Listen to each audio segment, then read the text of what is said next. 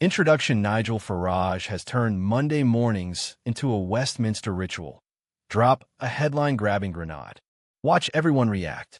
This week his target is the so-called Boriswave of immigration and the pressure it's putting on Britain's benefits bill. The line is simple, sharp, and designed to sting. But the reality behind it is messy. The numbers that sparked at the statistics Farage is using are stark. Around 770,379 EU nationals are now on universal credit, a rise of nearly 20% since 2022.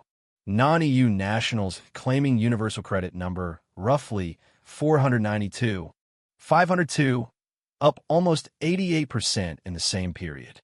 Put together, about 1.23 million foreign nationals are claiming universal credit, a roughly 40% increase in 3 years. Most of the EU claimants are settled status holders, a Brexit-era arrangement that granted many the right to stay and access benefits. That detail matters to the practical politics. Farage's case: Farage says these figures prove the Conservatives lost control. He points to the spike in net migration, which reached about 906,000 in mid-2023, and pins much of it on the looser worker and student rules under Boris Johnson.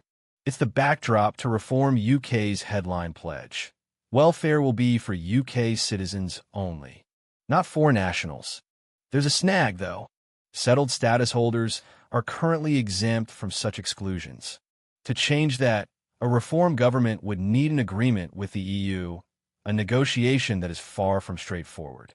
Reform's worry list: Farage is already trying to shift the focus from today's claimants to tomorrow's costs.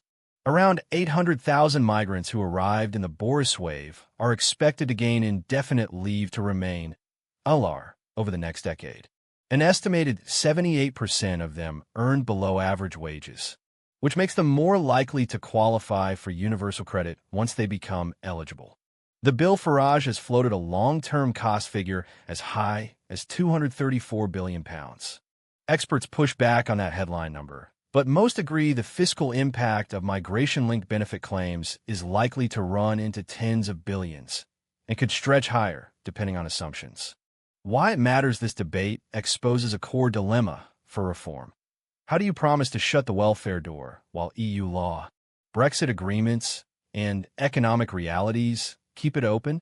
Farage's political aim is clear: to keep hammering the Conservatives on immigration, but the policy route to deliver those promises is riddled with legal and diplomatic obstacles.